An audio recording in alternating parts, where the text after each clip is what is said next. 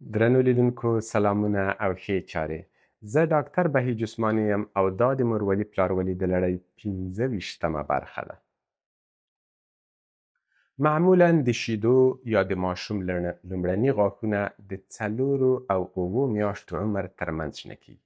خو کیدای شي د ځینو ژر په 3 میاشتني او د ځینو په ځنډ په 1 کلني کې راشنه شي. جالبه دا ده چې د یو شمېر ماشومانو لومړنی غاښ ان د زیږون پر مهال تیار شین وي. په هر صورت تر 3 کلنۍ پورې د ډیری ماشومانو 20 واړه غاښونه بشپړیږي. د ترتیب له مخې لومړی 2 لاندني مخني غاښونه، 1 یا 2 میاشتې وروسته ورته مخامخ 2 پورتني، بیا د هغو دواړو خواوو ته 2 غاښونه، ورپسې د لاندنیو 2 مخامخ غاښونو د څنګ غاښونه، ورپسې 2 ژرندې غاښونه، میخي غاښونه او بیا پاتې ژرندې غاښونه راوځي.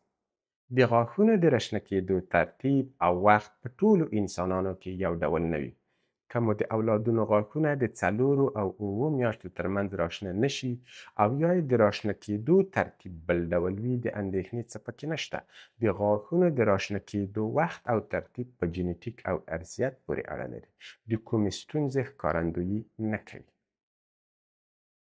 د غاښونو د راشنه کېدو په وخت کې معمولاً 3 تر 5 ورځې د مخه ماشوم یو څه نارامه او خوب یې ګډوډ وي. ژاړي، د اوریو د درد له لاسه نه غواړي ډېر څه وخوري یا وڅښي. د بدن تودوخه یې یو څه لوړیږي، خو له 38.3 سانتي ګریډ درجو څخه نه پورته کیږي. له خولې یې اوبه او ځګونه بهیږي چې له کبله یې کیدای شي په زنه، مخ یا ټټر باندې وړې وړې دانې راشنې شي. هڅه کوي په خپلو ګوتو، لانځکو، د مورپتي او نورو څیزونو خوله ولګوي او یا یې وژوي چې پر اوریو یې فشار راکم شي. اکثره وختونه د نویو غاښونو شاوخوا اوری پړسیږي او حساسیږي. د ماشوم د آرامښت لپاره هڅه وکړئ اوری یې د 2 دقیقو لپاره ورو ورو په پاکه او مینځلې ګوته وموښئ یا یې ماساژ کړئ. ممکن په لومړي سر کې به مخالفت وکړي، خو وروسته یې خوښیږي او ورسره آرامیږي. په یوه نرم او پاک ټوکر یا ګاز باندې د ورځې 2 ځله د اوریو پاکول ښه کار دی.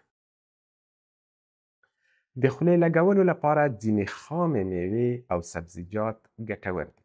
همداراز یو ډول ځانګړې کړۍ چې له کلکو ربړ وزمه موادو څخه جوړې شوې وي او په منځ کې یې کومه مایع نه وي، پاکه او په یخچال کې سړه شوې وي ګټه لري. هغه کړۍ چې په یخچال کې کنګل او ډیره کلکیږي مه کاروئ، ځکه کله چې ماشوم ورباندې خوله لګوي کیدای شي اوری یې زخمي کړي. هیڅ کله د غاښونو له ځانګړي جیل څخه چې اوری کرختوي استفاده مه کوئ. ځینې راپورونه شته چې دغه جیلونه د ماشوم د وینې ژونکې یا حجرې مسموموي او د اکسیجن د لیږد مخنیوی کوي. د غاښونو یوناني ګولۍ او نورې کورنۍ دواوې هم کومه ګټه نه کوي او حتی په ځینو کې خطرناک زهرجن مواد. که اړتیا یې وي کولی شئ نوزیږي ماشوم ته د پاراسټامول غوندې د ماشومانو ځانګړي او بې خوږې مسکن یا آراموني درمل چې له نسخې پرته په درملتونونو کې پلورل کیږي ورکړئ. خو د درملو پر بوتل لیکل شوې لارښوونې هرومرو ولولئ. په یاد ولرئ چې له 14 کلونو د کم عمر ماشومانو ته اسپرین نه ورکول کیږي، ځکه د رایت په نوم له یوه نادر خو خطرناک او مرګاني سندروم سره اړیکه لري. همداراز له 6 میاشتو څخه د کم عمر ماشومانو ته ایبوپروفین هم نه ورکول کیږي. له کهربا، ښیښې، لرګي، سندروس او یا نورو څیزونو جوړ امیلونه د غاښ راختلو د درد مخه نشي نیولای. هیڅ ګټه نه کوي، بلکې کیدای شي د ماشوم ستونی تخته او ساه یې بنده کړي. د درملنې، ښکلا، سینګار او نورو موخو لپاره د ماشوم په غاړه کې هیڅ شی مه اچوئ. دا ډول څیزونه د ساه بندولو او ستوني تخته کولو له لارې ماشوم وژلی شي. طبي شواهد نشته چې د غاښونو د راشنه کېدو پر مهال د ماشوم په نس ناستې اخته او یا د شدیده او سخته تبه ولري، مګر په هغه ټولنو کې چې د پاکوالي خیال نه ساتل کیږي او ماشوم د اوریو د درد له لاسه په هر څه خوله لګوي، کیدای شي ځینې میکروبونه د انسان بدن ته ننوځي او د نس ناستې لامل شي. نو که ماشوم نس ناستی ولري ډیر نارامه او یا یې تبه له 8.3 سانتیګریډ څخه لوړه وي، ښه به وي چې د ماشومانو له ډاکټر سره سلا مشوره وشي. که په بهرنیو هیوادونو کې ژوند کوئ او د ماشومانو د غاښونو متخصص ډاکټر ته رسی لرئ، نو د لومړني غاښ له راشنه کېدو وروسته تر 6 میاشتو پورې باید ماشوم د غاښونو ډاکټر ته ورولئ. که لومړنی غاښ په ځنډ راشین شي، نو مخکې له دې چې د ماشوم عمر 1 کال ته ورسیږي دا کار وکړئ.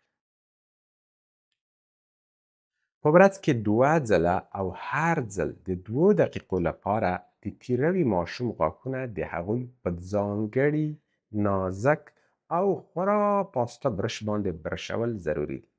په لومړیو 2 میاشتو کې د غاښونو کریمو ته اړتیا نه وي، یوازې اوبه کفایت کوي. وروسته کولای شئ د تیروي ماشومانو لپاره د غاښونو له ځانګړو کریمو څخه کار واخلئ، خو پام مو وي چې تر 3 کلنۍ پورې د وریژې له دانې څخه ډیر کریم ونه کاروئ.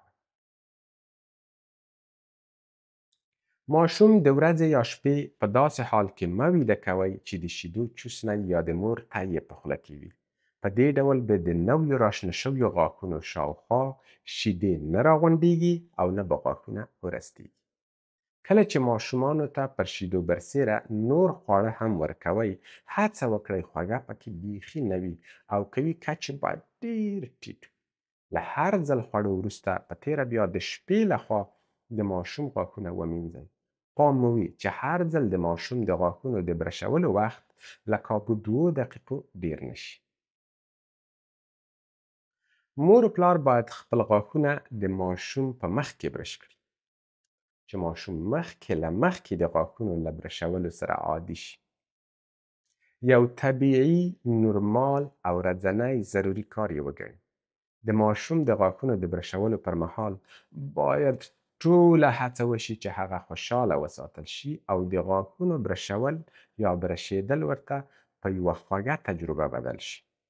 برس یې باید دومره نرم وي چې اوری یې خوږ نشي. که چیرې یې اوری خوږ شي او یا بد حس وکړي، په لویوالي کې به د غاښونو برشول ورته یو سخت او ستونزمن کار بریښي او ډیر ځله به ترې پاتې کیږي. تربیه